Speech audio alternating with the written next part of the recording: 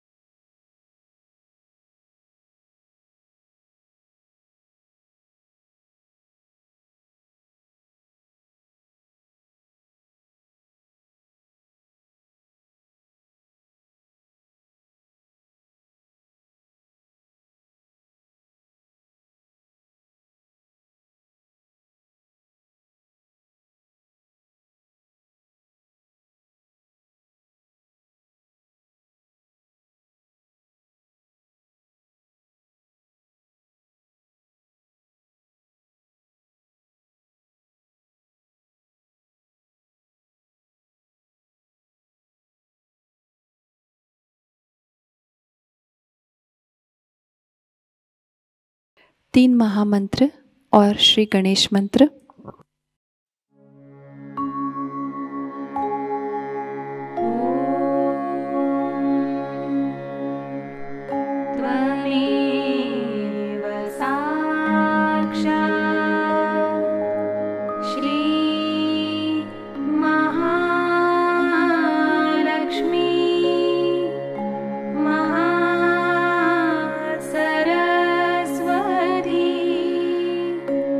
Maha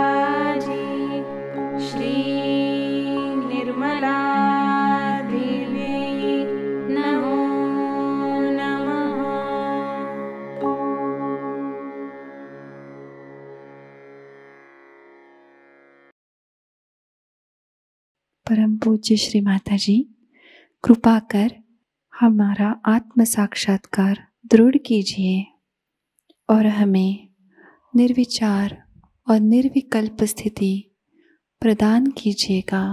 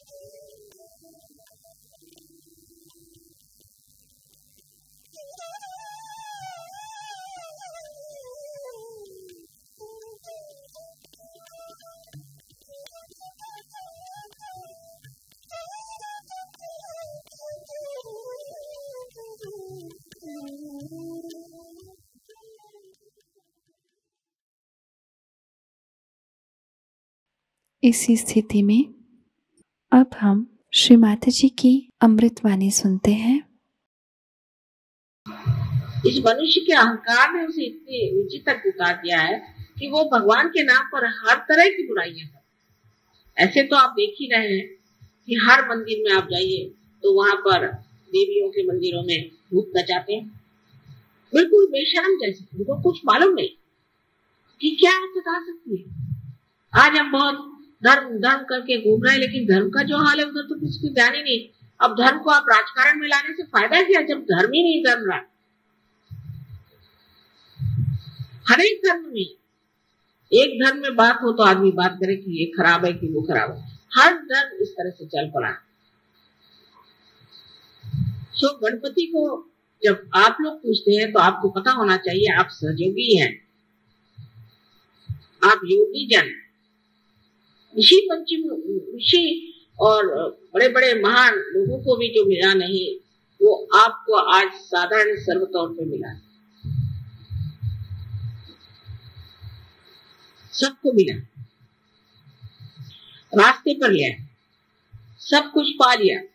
लेकिन जब हम कोई बात कहते हैं तो आप लोग अपनी तरफ कभी नहीं देखते। आप सोचते हैं ये मैं किसी और को कह रही हूँ, ये नहीं सोचते कि हम भी उसी में से, कि हमारी दृष्टि कहाँ है। हम क्या सोचते हैं, माता जी देखिए, ये देखिए मैं घर ले रहा हूँ, इसको आप आशीर्वाद दीजिए। अरे भाई तुम हो तो आशीर्वादित हो ना हुआ। अच्छा नहीं माता जी, तो देखिए मेरी चाबी जो है मोटर की, उसको आप आशीर्वाद दीजिए। तो चाबी दिए खड़े, मैं तो ऐसा आशीर्वाद दूंगा कि दूंगी की गाड़ी चलेगी।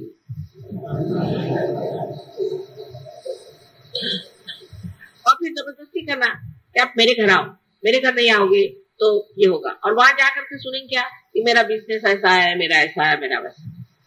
ये सहयोगियों के लक्षण नहीं। सहयोग जो करते हैं उनको याद रखना चाहिए कि हमें निराकार में करना है।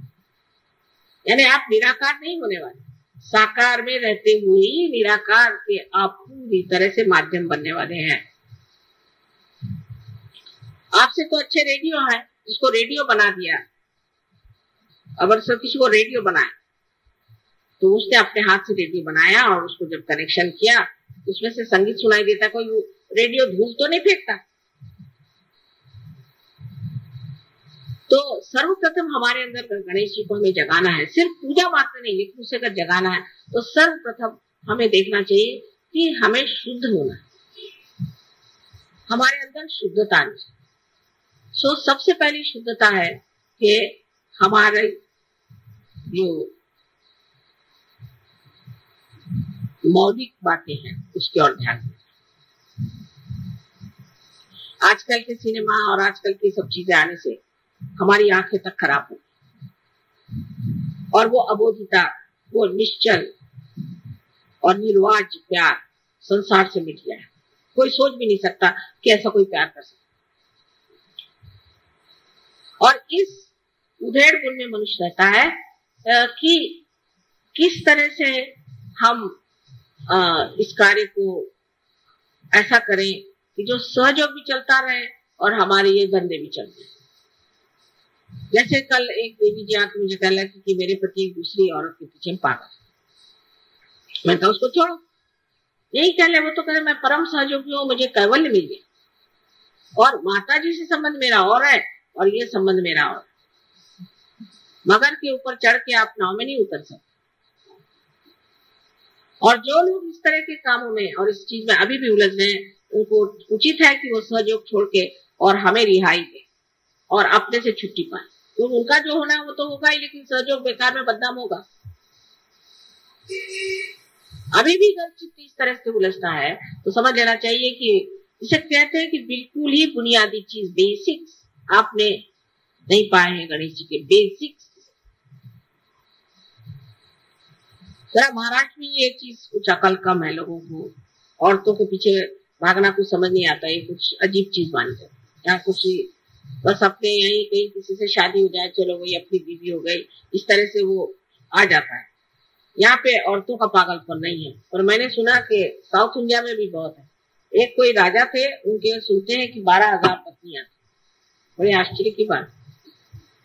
और उनमें से कुछ तो पैदल चलती थी बेचारी, कुछ पालकी में चलती थी, कुछ घोड़े पर, कुछ हाथी पर। फिर उनको ये इच्छा हुई कि एक और औरत करनी चाहिए, तो उन्होंने उस औरत की कोशिश करी। जब उसके लिए कोशिश करी तो वो उसने मना कर दिया कि मुझे नहीं आप क्या इसमें शामिल होना। तो उन्होंने चढ़ाई कर दी। उस वक्त एक मुसलमान राजा वहां पर था, तुगलक।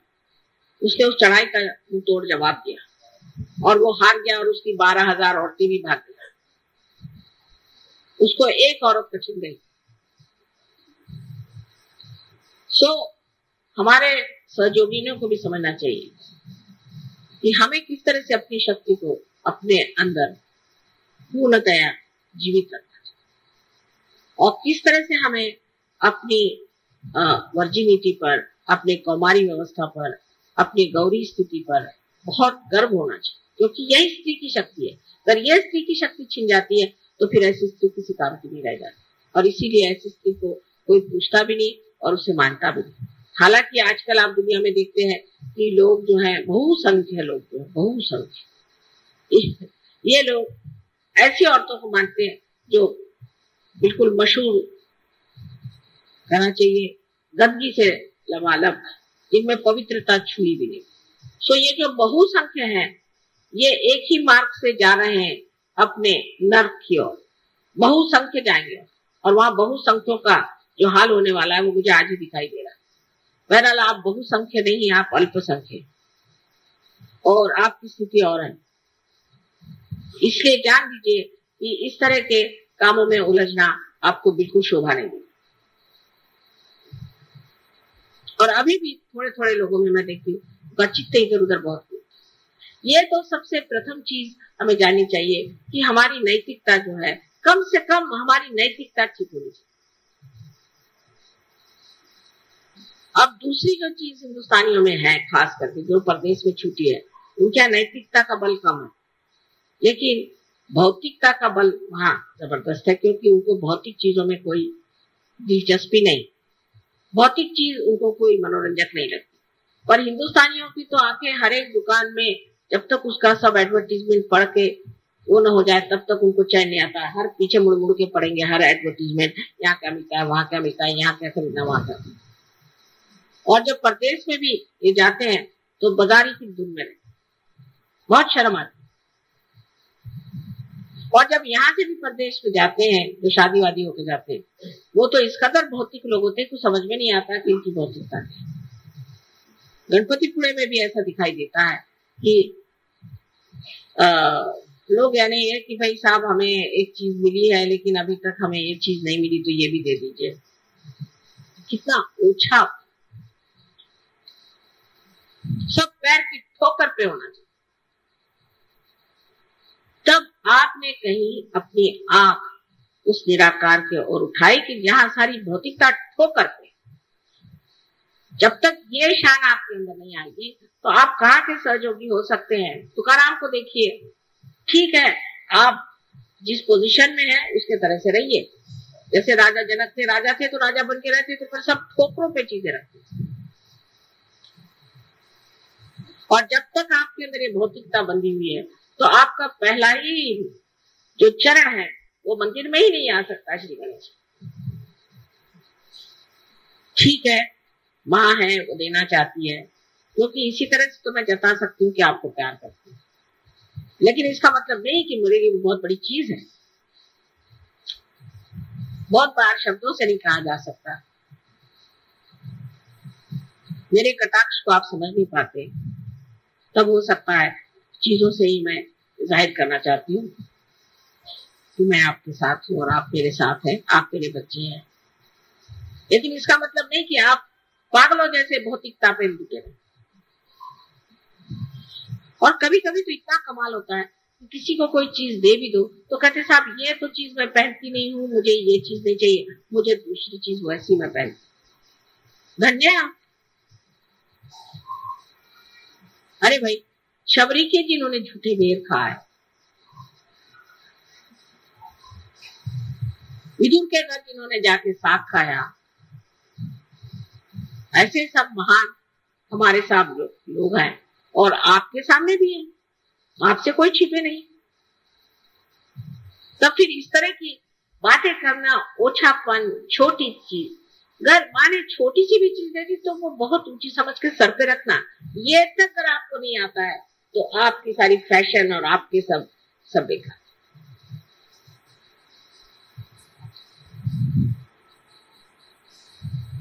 जो चीज श्री गणेश की है उसमें सबसे पहली चीज है कि मनुष्य को अपना चित्त स्वच्छ कर लेना चाहिए। चित्त स्वच्छ करने का तरीका, ये चित्त कहाँ है आपका? चित्त अगर परमात्मा में है तो शुद्ध है ही आप, क्योंकि चैतन्य आप में बह रहा है। पर चित्त आपका इधर उधर है तो उस चित्त का फायदा, जब तक आपका चित्त शुद्ध नहीं होगा तब तक आप ज्ञान की प्राप्ति ही नहीं कर सकते, क्योंकि चित्त में ही आपका सारा चैतन्य बह रहा। चित्त से ही आप जानते हैं। जिसका शुद्ध चित्त होता है सिर्फ विचार मात्र से कार्य हो सकता है, ध्यान देने से ही कार्य हो सकता है, और कभी कभी उसकी भी जरूरत नहीं करती। जिस शक्ति को आप प्राप्त करना चाहते हैं, जिसे कि आपकी अंतिम जो कुछ भी, जिसे आप ध्येय कहिए या अपना लक्ष्य है जिसे आप प्राप्त करना चाहते हैं, वो है ये चैतन्य जिसको आप अंदर बसाना चाहते हैं, जिसके अंदर ये शक्ति है कि जिस शक्ति के कारण आप अनेक कार्य कर सकते हैं। उसको छोड़ करके आप क्या ये बेकार चीजों के पीछे पड़े।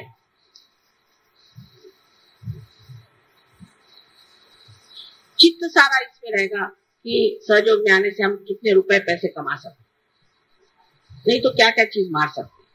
उससे जरा ऊंचे उठे तो इस पे चित्त रहेगा कि हम किस तरह से अपनी बीमारी ठीक कर लें। उसके बाद और चित्त उठा तो ज्यादा से ज्यादा ये कि माँ के दर्शन होने चाहिए।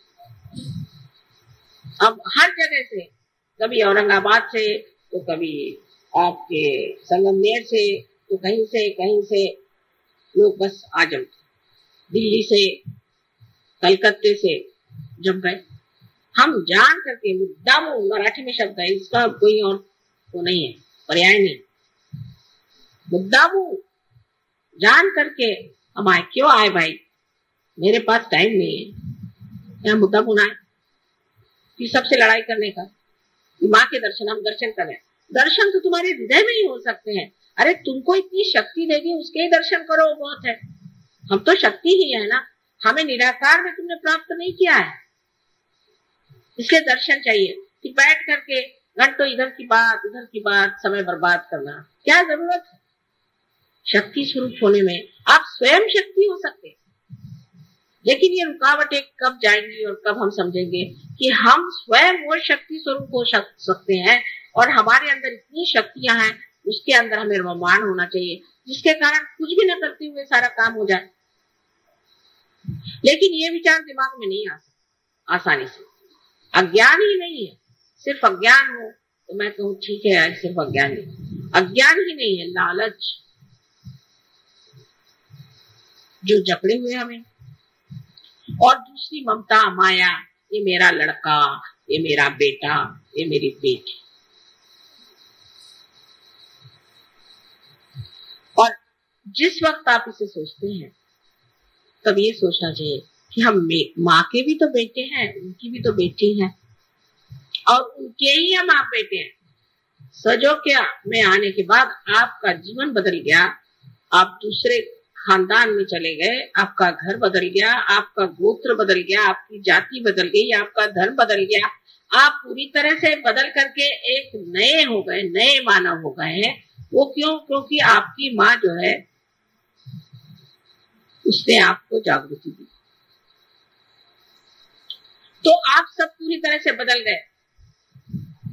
जैसे एक गणेश जी को बनाने से हमारे हजारों काम, करोड़ों काम हो जाते हैं, क्योंकि उनके अंदर पूर्णतया माँ पे ही श्रद्धा, माँ के ही लिए सब पूर्णतया शरणागत होने की स्थिति है। सो जब तक वो शुद्धता हमारे हृदय में नहीं आएगी, जब तक हमारे मन में हम उस शुद्धता को प्राप्त नहीं करेंगे, तब तक वो शरणागति आएगी नहीं। ये तो ऐसा ही है कि जब तक आप गंगा पर नहीं जाएंगे और उसमें गगरी नहीं डुबाएंगे और गगरी के अंदर अगर जगह नहीं होगी तो उसमें पानी कैसे आएगा? ये सीधा हिसाब।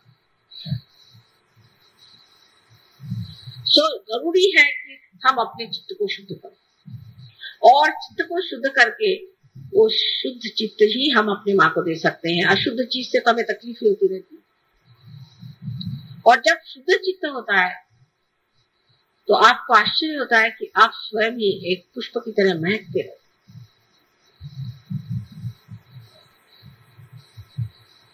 और आपको देख करके मैं भी बहुत प्रसन्न हो जाती हूँ। हाँ, क्या मेरा बेटा खड़ा हुआ है, क्या मेरी बेटी खड़ी है।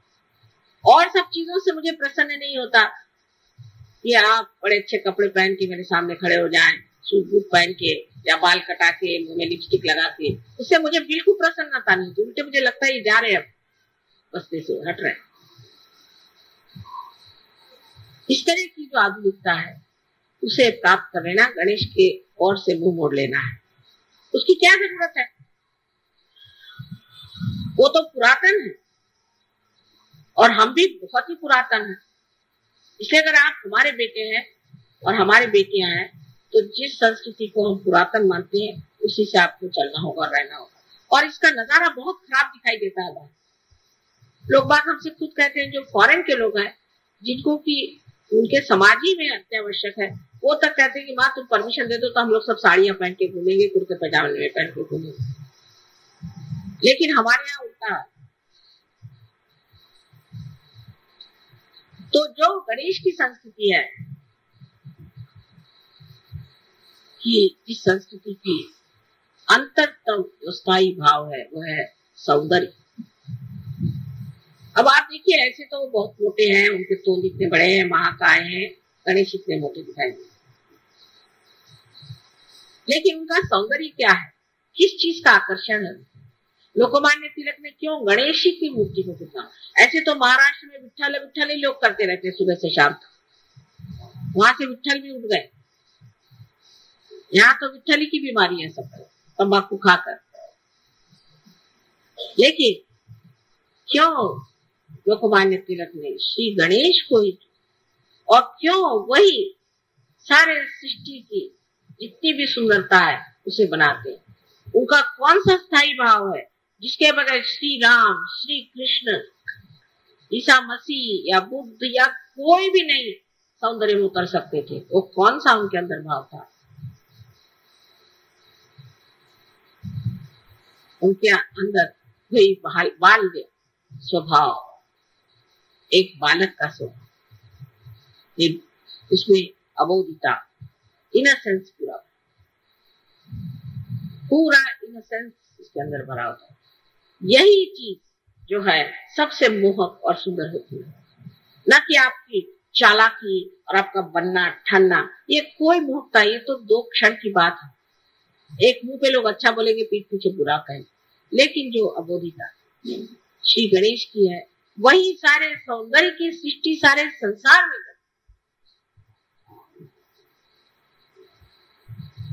तो सारे सृष्टि का जो रूप है वो श्री गणेश की कार्रवाई, उनकी जो बालिश बातें हैं। श्री कृष्ण का भी वर्णन वही सबसे अच्छा लगता है जो सूरदास ने किया है। युद्ध होकर चलते थे, ऐसे पैर से पंजर होके बचते थे, गिर जाते थे, और आश्चर्य की बात है कि वो शीशे में अपना स्वरूप देख करके बड़े खुश होते थे, हालांकि वो विश्व के करता है। जहाँ उन्होंने अपनी माँ को अपने मुंह को खोल करके और सारे विश्व का दर्शन कराया, और बच्चों जैसी जो बातें करते। श्री राम के लिए भी यही कहा था। ईसा मसीह के बारे में लोगों ने उनका बचपन बताया नहीं, लेकिन उनका बचपन श्री गणेश के रूप में आप जान सकते हैं। और इसीलिए जहां जहां बचपन का लोगों ने उल्लेख नहीं किया तो बड़ी भारी गलती कर गए, क्योंकि ऐसे लोगों में आनंद और उल्लास नहीं होता, रोने धोने का धर्म बन गया। जैसे आप देखते हैं कि जैनियों में है रोने धोने का धर्म, बुद्ध मार्गियों में रोने धोने का है, मुसलमान लोग रोने धोने का, बाप रे बाप, उनका तो भगवान ही बचाए। और ईसाइयों का तो बहुत ही रोने धोने का। ईसा मसीह ने सबके लिए अपने को क्रूस पे टांग लिया और सबके पापों की क्षमा मांग ली एक बार। अब आपको आश्चर्य होगा, ऐसी ऐसी जगह है जहाँ ईसा मसीह को टांग नहीं सकते तो खुद ही टंग लेते हैं, और बड़े प्रोसेशन के साथ वो टंगा हुआ आदमी सब लोग घुमाएगा। बताइए, इस तरह के तमाशे करने से क्या आप ईसा मसीह को प्राप्त कर सकते हैं? सो जो आनंद है, उस आनंद के प्राप्त करने के लिए सर्वप्रथम आपको गणेश जी जैसे होना चाहिए। उसकी ओर कौन ध्यान देता है? आज पूजा के बाद भी क्या आप सोचेगा कि माँ ने हमसे बताया कि हमें गणेश जी जैसे अबोध होना चाहिए। चलो कोई आपको ठग भी ले, हमें भी बहुत लोग कहते हैं कि माँ बहुत सीधी है, आप बहुत भोली है, आपको लोग ठग ले। मुझे ठगने वाला अभी तक पैदा नहीं हुआ, लेकिन मैं जानू तो कि तुम कैसे ठग हो, नहीं तो मैं जानूंगी कैसे कि ठगी क्या होती है, क्योंकि मुझे तो मालूम ही नहीं ठगी चीज क्या होती है। जब ये मुझे ठगते हैं तब मुझे पता रहता है कि ये ठग है और ये ठगी होती है। फिर उधर चित्त देने से वो ठग भी खत्म हो जाता है और ठगी भी खत्म हो जाती है।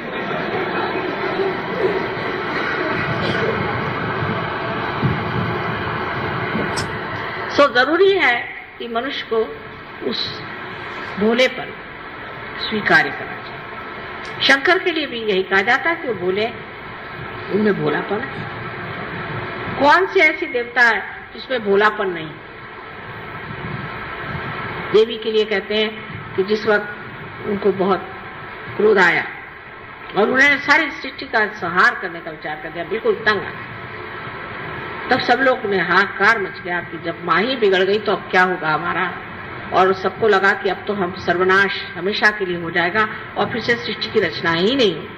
उस वक्त शंकर जी को एक बात सूझी कि उन्हीं के बच्चे को उनके पैर के नीचे में डाल दिया पहले, कि तोड़ना है तो इसी बच्चे को तोड़ो। इतनी बड़ी जीभ उनकी निकल आई, बाप रे, मैं अपने बच्चे को ही मिटा रही। ये बच्चों के तरफ से जो हमारे लिए एक तरह से प्यार, आह्लाद, एकता और जो जिसे हम कहते हैं एकाग्रता, समग्रता, ये प्राप्त।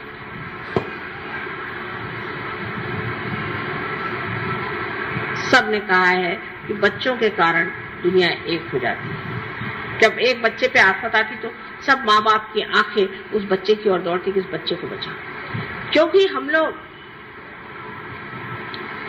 विश्वव्यापी है एक तरह से, कि जो विश्वव्यापी सबसे बड़ी चीज है कि बच्चों को पनपने देना चाहिए। ये विश्वव्यापी शक्ति है और इसका एहसास, इसका अनुभव हम सबके अंदर है। इसलिए ईसा मसीह ने कहा कि तुमको अगर परमात्मा के साम्राज्य में जाना है तो छोटे बच्चों जैसे तुम्हें होना चाहिए।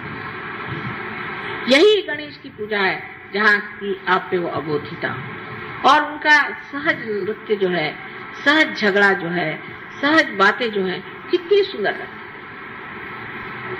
उसके हर एक जगह आपको दर्शन होते हैं और आप देखते हैं, पर उसमें अगर आपके अंदर ममत्व आ जाए, बच्चे में बिल्कुल ममत्व नहीं होता, आ जाएगा वो हर चीज को खेल बना लेगा। आप उनको एयरपोर्ट पे ले जाइए, वहां पर वो कुछ ढूंढ लेंगे, कूदने का हिसाब या दौड़ने का हिसाब या कुछ न कुछ वो खेल बना लेते, हर चीज उनके लिए लीला, और फिर उसे छोड़ भी देते, उससे अटैचमेंट नहीं, उसके साथ जुटापन नहीं है कि ये खेल मेरा है। जब ये हो जाता है तो सोचना चाहिए कि बच्चा जो है इसमें अभी बहुत बच्चापन नहीं रहा। जो बच्चा होगा वो तुमको चाहिए वो 3 बार लाके दे। कोई खेल खेल रहा है छोड़ के भाग जाएगा दूसरा पे, उसको किसी के प्रति ये नहीं लगता है कि इससे हमें चिपकना चाहिए या कुछ रहना चाहिए। वो जो भोलापन है, उस भोलापन में जो एक चीज की न्यूनत्व है जो आप पे पूरी हो गई है कि उनको कोई ज्ञान नहीं, बगैर ज्ञान के भोलापन, लेकिन आपने ज्ञान को पाया है और उसका सरताज आपका भोलापन।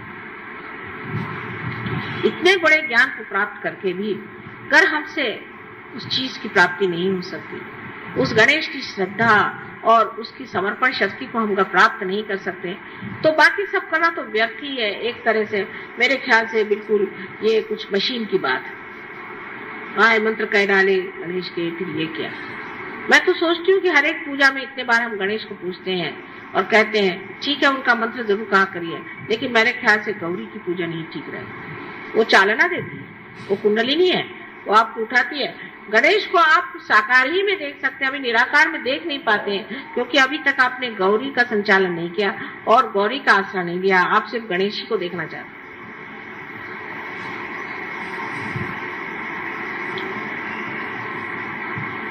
आज गौरी का ही दिन है। ऐसा कुछ इत्तेफाक है कि सहयोग में हमेशा सहूलियत से पूजा होती है, ये नहीं मुहूर्त पे नहीं होती, कुछ भी हो सहूलियत होनी चाहिए। अभी संडे का रोज होना चाहिए, नहीं तो सबको ये नहीं, और संडे के रोज में भी वो टाइम होना चाहिए जब सिनेमा नहीं। मैंने आज तक कोई संडे को सिनेमा ही नहीं देखा, समझ में नहीं आता कि मुझे उसमें सिनेमा होता है कि नहीं होता है। और संडे को सिनेमा होता है, इसलिए पूजा सवेरे ही रखना अच्छा है और वहां जल्दी आप खत्म करना, क्योंकि उधर सिनेमा का टाइम हो जाएगा। ये अगर हमारी स्थिति है तो क्या फायदा है गणेश जी की पूजा करने से। अगर हमारा चित्त ऐसी ही चीजों में उलझा हुआ है तो आप लोग ये समझ लीजिए कि इसका कोई इलाज हम नहीं कर सकते, इसका कोई इलाज नहीं। सो चित्त को जो है हर समय आपको देखते रहना चाहिए कि इसमें कौन से विचार खड़े हो रहे हैं। इस पर नामदेव ने कहा हुआ है कि जैसे एक छोटा बच्चा हाथ में पतंग की डोरी लिए हुए सबसे बात कर रहा है, खेल रहा है और हंस रहा है, मजाक कर रहा है, लेकिन उसका चित्त पूरा उस पतंग की ओर है, उसी प्रकार एक योगी जन को अपना चित्त पूरा उस पतंग पे रखना चाहिए, अपनी आत्मा की। नहीं तो ये सारी शक्तियां जो दी भी हैं उनकी कोई पूर्ति नहीं हो सकती, उसका कोई प्रादुर्भाव हो नहीं सकता, कोई स्फोट नहीं हो सकता। लोग बहुत से पूछते हैं कि माँ क्यों ऐसा होता है। जैसे कि आप जानते हैं कि कोई सी भी स्पुतनिक जैसी चीजें जो कि आकाश में और अंतराल में जो फेंकी जाती हैं, उसका तरीका यही है कि जब एक के अंदर एक बिठाए जाते हैं और जब एक पहला एक हद तक पहुंचता है तो उसमें एकदम स्फोट होकर दूसरे को ढकेल देता है, फिर दूसरा वाला फिर स्फोट होता है, उससे दूसरा ढकेला जाता है, इससे एक्सेलरेट होती है उसकी शक्तियां, माने उसमें एकदम बढ़ाव आ जाता है। ऐसा ही स्फोट हमारे अंदर क्यों नहीं होता? क्योंकि अभी भी हम 10 पैसे में खरीदे जाने वाले गणपति जैसे ही हैं। इस वजह से अगर असली गणपति हो उसका स्फोट होना चाहिए और लोगों को पता चलना चाहिए कि एक एक आदमी क्या कमाल का है।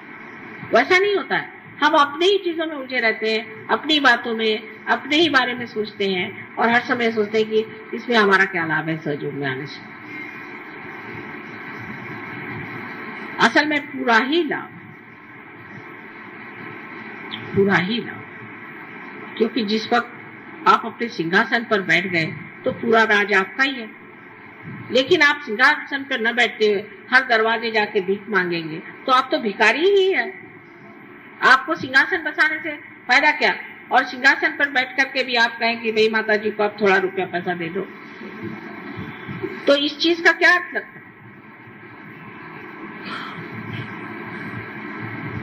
गणेश की शक्ति अगर अपने अंदर जागृत करनी है तो सबसे प्रथम जानना चाहिए कि हमें निराकार की ओर चित्त देना चाहिए, चैतन्य की ओर देना चाहिए, और चैतन्य जो हमारे अंदर से बह रहा है उसको देखना चाहिए। जिनका चैतन्य दूषित है वो यही कहेगा मुझे भूत लग गया। क्यों लगा? गणेश को कभी भूत नहीं लग सकता। तुमको तो अपने शरीर में मैंने स्थान दे दिया, ऐसा तो किसी ने किया होगा। और मैं तकलीफें उठाती हूँ आपकी सफाई के लिए, लेकिन आप लोग अपनी सफाई क्यों नहीं कर सकते? और आके लोग कहेंगे माँ मेरा आज्ञा पकड़ गया, मुझे अहंकार हो गया। क्यों हुआ? जो करने वाला परमात्मा है, फिर आपको अहंकार क्यों? उसकी वजह यह है कि अपने दोषों को हम नहीं देखते, दूसरों में टाल देते हैं और कह देते हैं कि ये तुम्हारा काम है और ये तुम्हारी वजह से। उसके उल्टे श्री गणेश, उनको पता भर चल जाए और मेरी अगर नजर उन पे नहीं हो तो सबको ठिकाने लगा दे। मैं आपसे बता दूं, इतने वो माहिर है, होशियार है, सतर्क है, दक्ष है। वो जानते हैं कि कहाँ पर कौन बैठा है, कैसे। मुझे भी सब मालूम है, ये नहीं कि मुझे नहीं मालूम, लेकिन मैं सुरक्षित रखना चाहती हूँ आपको। लेकिन वो नहीं, वो कहते हैं ऐसे बेकार लोगों को क्यों माँ के पीछे लगाना, वो तो ऐसे ठिकाना कर दे। लेकिन सबसे बड़ी चीज जो मुझे समझ नहीं आता अब भी, कि ये सब होने के बाद आपकी वाणी शुद्ध नहीं। वाणी में बहुत से लोग गालियां देते हैं, अभी भी सहयोग में चीखते हैं, चिल्लाते हैं, जोर से बोलते हैं, उसमें प्रेम माधुर्य कुछ है ही नहीं। इसका मतलब आपकी वाणी भी शुद्ध नहीं। और ऊपर से दाम्भिकता, जिसे कहना चाहिए कि ढोंग करना, ऐसा दिखाना कि हम बड़े मुस्कुरा रहे हैं, हम बड़े हंस रहे हैं, बहुत ही खुश हो रहे हैं, और अंदर से तो मैं देख रही हूँ क्या हृदय ही स्वच्छ नहीं। वो जो असली आनंद का गांभीर्य है, उसकी चमक ही और होती है, और हमसे तो छिप नहीं सकती वो। आप कुछ भी पोत के आइए, हम पहचान जाएंगे आप कितने गहरे पानी में। लेकिन वो किस लिए? हम भी आपको क्यों परखते हैं? किस वजह से परखते हैं? इतनी मेहनत क्यों करते हैं? वजह ये चाहते हैं कि आप लोग सब चमक जाएं। लेकिन जब तक आपके मन में अपना हित ना आए, जब तक आप अपनी अंतिम लक्ष्य को पूर्ति की तरफ ध्यान न दे और फालतू चीजों में उलझे रहेंगे और उसी से मुझे तंग करते रहेंगे। मुझसे लोग आर्ग्यू करते हैं, माँ हम आपकी इतनी पूजा करते हैं तो भी ऐसे कैसे होगा? क्यों आपके अंदर कोई दोष नहीं? आप संपूर्ण हैं। ये तुम कहिए कि आप लोग पार हैं। इस तरह की जब हम बातें सोचते हैं तब हमारा चित्त उठते जाता है ऊपर की ओर, और चैतन्य की ओर हमारे हाथ फैलाए हुए हैं। इस वक्त चैतन्य हमारे अंदर बहना शुरू हो जाता है और इतना खुश होता है वो कि चलो मेरा स्थान यहाँ मिल गया। जैसे कोई बाढ़ आ जाए, इस तरह से पूरा शरीर आलोकित हो जाता है। एक दो आदमियों को आलोकित करना तो बहुत आसान चीज है, लेकिन मैं तो चाहती हूँ कि सामूहिकता से हम लोग इस तरह से बने, क्योंकि आज उसकी जरूरत है। नहीं तो सोचिए कि ये समाज कहाँ जा रहा है। एक से एक चोर उचक के बैठे हुए हैं, सारी दुनिया भर की परेशानियां लोगों को लगी हुई हैं, और इसके अलावा इतनी अनैतिकता, माने घोर घोर कलयुग है। आप अपने बच्चों को इसी में क्या चाहते हैं कि सब कर दें, या आप चाहते हैं कि कोई विशेष महान कार्य के लिए आप इस संसार में आए हैं और उस कार्य को आप करें? हो गया, आपको पैसों का प्रॉब्लम था, सॉल्व हो गया, नौकरी का प्रॉब्लम था, सॉल्व हो गया, और प्रॉब्लम से सॉल्व हो गया, आगे क्या? अभी लालच खत्म ही नहीं हो रही, और उसके लिए भी मुझे परेशान करना हर समय बिल्कुल उचित नहीं। सिर्फ मुझसे प्रश्न सहयोग पे ही करने चाहिए, और कोई सा भी दूसरा प्रश्न करना गलत है, और वो भी प्रश्न बेकार में जानने के लिए बहुत सारी बातें करने की जरूरत नहीं, शांति में ही पूछने से अपने आप आपको उत्तर आ जाए। नहीं तो हर बार आपको मेरा लाउड स्पीकर लगाना पड़ेगा कि माँ ने इसमें क्या कहा, तो और में आपने क्या फर्क है। एक साहब मेरे पास आए, कहने मुझसे भगवान बोलते हैं। मैंने कहा कैसे? कहले बस मैं गीता है तो खोल लेता हूँ, जो पेज खुल जाता है उसमें जो लिखा है उसी से मैं समझ जाता हूँ भगवान ने कहा।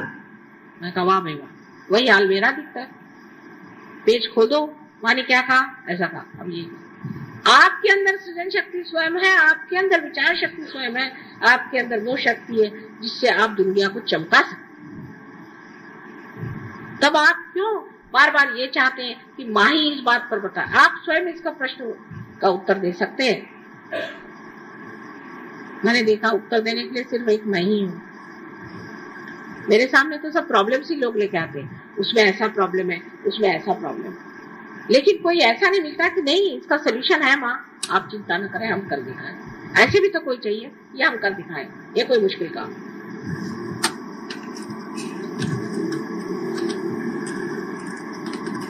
हर आदमी को जानना चाहिए कि जो भी चीज जिसे आज हम कह रहे हैं भौतिकता, साकार या कोई भी चीज कह रहे हैं, उसमें सिर्फ शक्ति का संचार होते ही वो चीज कुछ और ही हो जाती। जैसे ये चीज बेकार है, इसमें जैसे शक्ति का संचार हो गया, आप लोग मुझे सुन रहे हैं। इसी प्रकार कोई सी भी चीज जिससे हम कहते हैं कि जो व्यर्थ है, उसमें शक्ति का संचार होते ही वो कमाल की हो जाती है। आपको अपने बच्चों से प्यार है, अच्छा उनमें शक्ति का संचार करो, वो बच्चे कमाल के हो ही जाएंगे।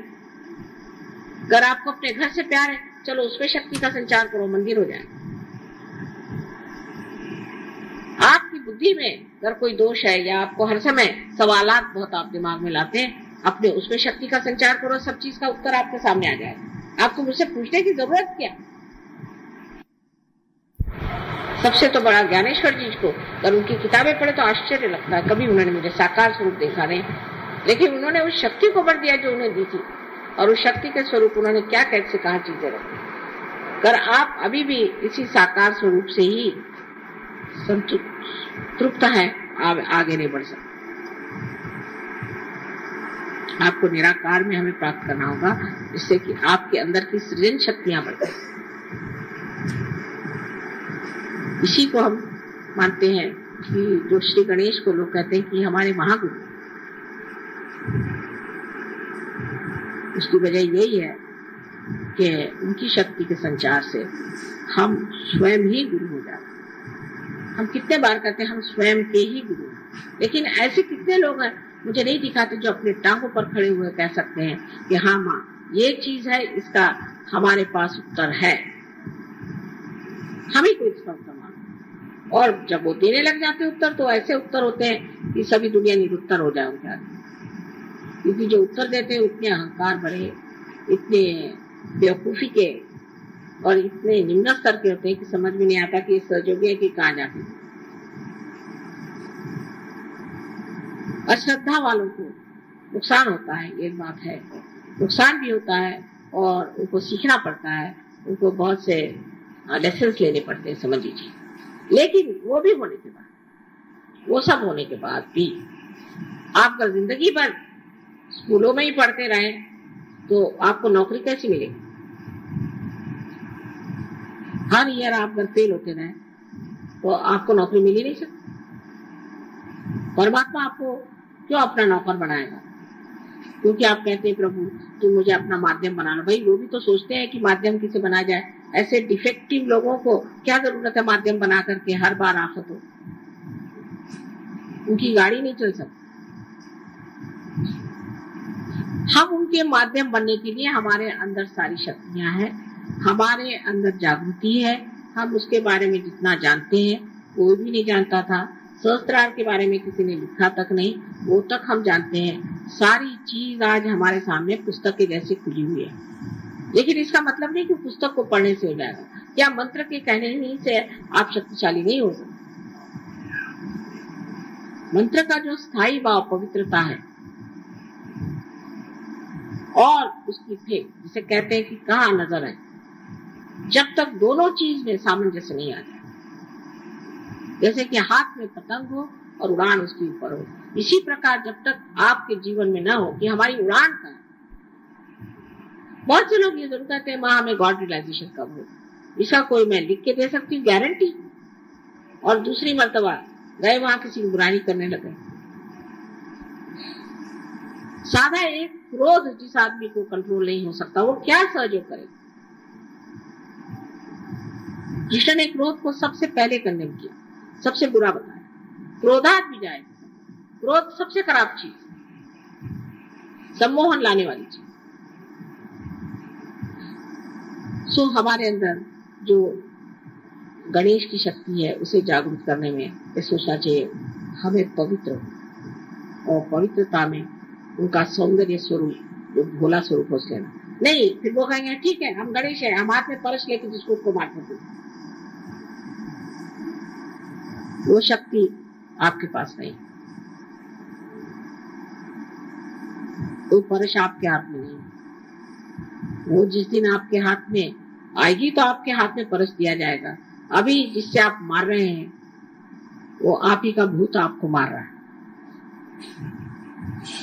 आप भूत हैं जो आप चीख रहे हैं, चिल्ला रहे हैं और गुस्सा कर रहे हैं, दूसरों को मार रहे हैं। ये गणेश शक्ति नहीं से, क्योंकि आपको पता ही नहीं आप किस पे चिल्ला रहे हैं, क्यों चिल्ला रहे हैं, क्या कर रहे हैं। ये जिस आदमी का इस तरह से दिमाग खराब है उसे सहयोग में छोड़ के पागल खाने में चला जाना चाहिए, उसका स्थान यहाँ पर नहीं। जो आज का भाषण है उसमें धार है उसी तरस की, समझ लीजिए। हमें तो अधिकार, आपको अधिकार नहीं कि आप इस परस को वहां दुनिया भर में घुमाते फिरे। अपनी नाक काट लीजिएगा, अपनी कान काट लीजिएगा, किसी को आप काट नहीं सकते। सहयोग में जो भी आदमी ऐसा होता उस पर दुनिया थूकती है, हंसती है, मजाक करती है, पीठ पीछे उसकी निंदा करती, और ऐसे लोग सहयोग से बहुत जल्दी घाट उतर जाते हैं। अपनी वाणी अत्यंत सुंदर, स्वच्छ होनी चाहिए, अच्छी होनी चाहिए, मधुर होनी चाहिए, पर उसके पीछे में छल कपट नहीं होना चाहिए। जैसे बिजनेस वाले, भाई बहुत अच्छे आप आइए, पान खाइए, फलाना खाइए और जेब खाली करके जाइए।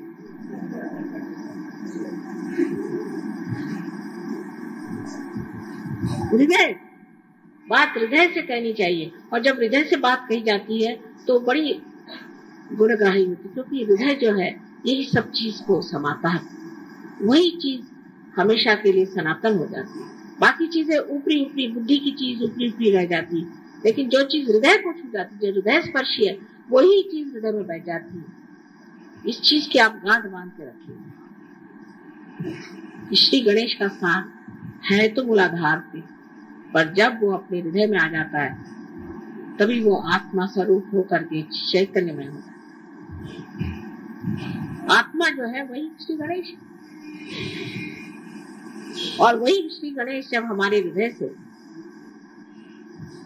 प्रकाश देता है, वही वो फिर चैतन्य है। जिसने श्री गणेश को अपने हृदय में बिठा लिया, उसके लिए फिर कुछ कहने की जरूरत नहीं। उसको कहते हैं कि हर समय मेरा आनंद में डूबा रहता है, उसे और चीजों की खबर ही नहीं होती, न परवाह रहती है, और रिद्धि सिद्धि सब उसके पैर के पास। वो खुद जानता भी नहीं, सोचता भी नहीं, सारे काम अपने आप होते रहते। ये अनुभव सिद्ध है, ये मैं बात ऐसी वैसी नहीं कह रही हूँ, ये अनुभव सिद्ध है। आप लोग जानते हैं, मेरे बारे में जानते हैं, वो आपके बारे में क्यों नहीं होना चाहिए। अभी तो हम ही आपके लिए रिद्धि सिद्धि बने, आपके पीछे पीछे घूम रहे हैं, पर सबका समय होता है। आपको भी अपने मंजिल को छोड़ करके दूसरी ओर मुड़ना नहीं चाहिए। अपनी नजर उन्नत करके उस ओर जाना चाहिए जहां आपको जाना है और जिसे आपको प्राप्त करना है। ये ऐसा आज तक कभी हुआ नहीं था और जो हो रहा है उसको अगर आप भूल जाएंगे तो इसमें दोष हमारा नहीं, और इसकी सजा हमें देने की जरूरत ही नहीं। श्री गणेश बैठे ही वहां परस लेकर, इसलिए अपनी और दृष्टि, अपने अंदर वो गांधीर्य, श्री गणेश की जो शक्ति उस गांधीर्य से, अपने अंदर वो आनंद का गांधीर्य, आनंद एक सागर जैसे गंभीर, जैसे ऐसे गंभीर आत्मा को देखते ही मनुष्य पुलकित हो जाए आनंद से, फिर तो आप ही के दर्शन से काम हो जाएगा, मेरी तकलीफें बहुत कम हो जाएगी। तो वो स्थिति आनी पड़ेगी, और आज यही एक निश्चय करके आप पूजा करें कि वही हम स्थिति लाने वाले हैं। और आज विशेषकर गौरी की पूजा, कुंडलिनी की पूजा, जो हमें शक्ति चालना देती है, जो गणेश को ही वो शक्ति देती है जिसके कारण वो चलायमान है, और अब निराकार स्थिति से साकार आकर के और आप लोगों के साकार स्वरूप से ही वो आपको निराकार में उतार सकते हैं, वही वो गौरी शक्ति। तो हम शक्ति के पुजारी हैं, और जो शक्तिशाली नहीं है निशक्त है, जो अपनी शक्ति की पूजा नहीं करता और जो अपने अंदर वो शक्ति को जगाता नहीं और उसमें रममान नहीं होता और उसका प्रकाश नहीं देता, उसके लिए अपने को सहयोगी कहना व्यर्थ।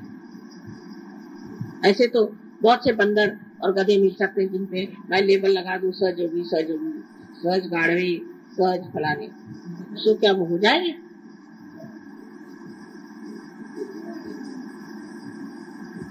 तो ये लेबल लगाने की बात नहीं है, अंदर की बात है, अंतरतम की हृदय की बात है। इसको हृदय से प्राप्त करना चाहिए, हृदय में उतरना चाहिए। और जितनी भी समाज में, राजकारण में, बाह्य में, बाहरी बातें हैं, उनको अपने अंदर नहीं घुसा देना चाहिए, क्योंकि सब लोग ऐसा करते हैं इसलिए हम भी ऐसा करते हैं। ये सहयोग है, इसमें आपकी अपना व्यक्तित्व है, ये नहीं कि अपनी इंडिविजुअलिटी है, व्यक्तिगत नहीं है, व्यक्तित्व है, हमारी पर्सनालिटी है, हम सहयोगी हैं। हम क्यों लोग दुनिया करती है इसलिए हम क्यों करें, हम उसे नहीं करने वाले। जब तक आप लोग इस हिम्मत के साथ आगे नहीं बढ़ेंगे, सहयोग यहाँ पर कोई पहाड़ नहीं खड़े कर सकता, कोई दलदल शायद खड़ी हो जाए तो हो जाए। माँ के मंसूबे बहुत है और मेहनत भी बहुत की हमने, कुछ मेहनत पे कमी नहीं की, लेकिन अब चाहते हैं कि आप लोग इधर ध्यान दें और अपने को समाधान में रखें। लेकिन इसका मतलब नहीं है कि मुंह पे मुस्कुराहट ला के हम बड़े समाधानी हैं, नहीं, समाधान को अंदर तौले, क्या हम वाकई समाधानी हैं?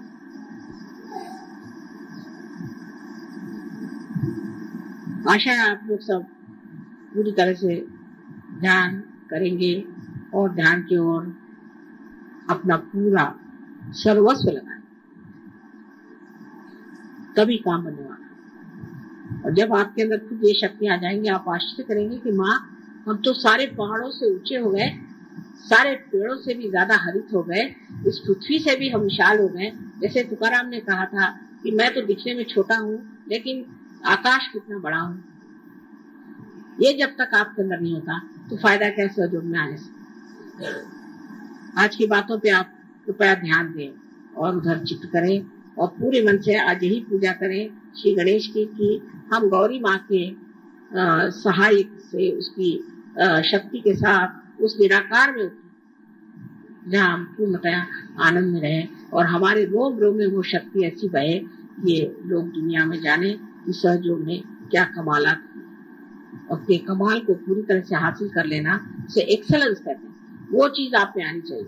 सहयोग में हमें एक्सेलेंस आया है या नहीं, ये खुद आप जज करना चाहिए आप, और हर एक आदमी कर सकता है। उसको पढ़ने लिखने की, किसी चीज की, किताब की, किसी चीज की जरूरत नहीं, सिर्फ शुद्ध इच्छा की जरूरत है जो हमें अपने अंदर रखना चाहिए। आशा है आज पूजा में आप लोग इसे प्राप्त करें, महान शक्ति के साथ ही आप बाहर जाएंगे, उसको छोड़े बगैर नहीं।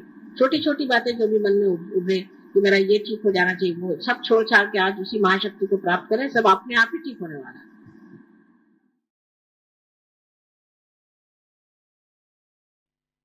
अब हम निःशब्द ध्यान में चले जाएंगे।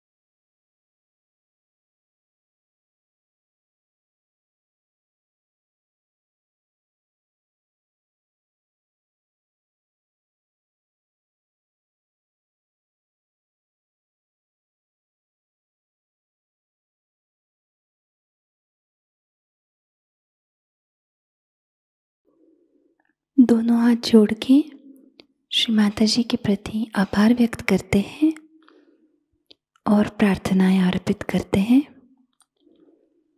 परम पूज्य श्री माता जी, आज का सामूहिक ध्यान हम आपके श्री चरणों में समर्पित करते हैं। आज के ध्यान में आपने हमें जो निरानंद प्रदान किया, हमें चैतन्य से आशीर्वादित किया माँ, इसलिए हम आपके ऋणी हैं। संपूर्ण विश्व में विश्व निर्मल धर्म प्रस्थापित करने हेतु कृपा कर हमें सहज योग प्रचार प्रसार का शुद्ध एवं प्रभावी माध्यम बनाइएगा। हमारी सभी प्रार्थनाओं का स्वीकार कर हमें आशीर्वादित करने की कृपा कीजिए माँ। जय श्री माता जी। सामूहिक बंधन लेते हैं।